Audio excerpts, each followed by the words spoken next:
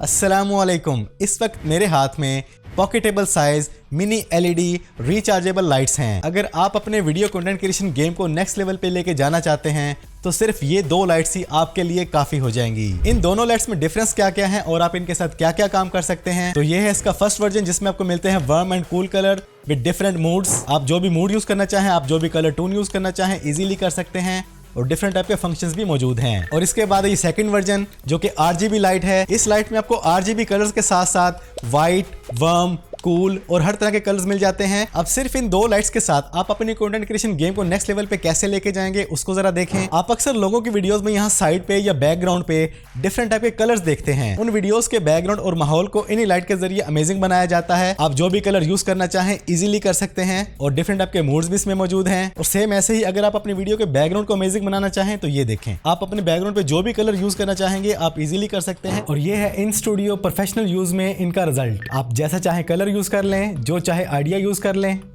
ये देखें। और बिल्कुल ऐसे ही ये इसका बैकग्राउंड रिजल्ट।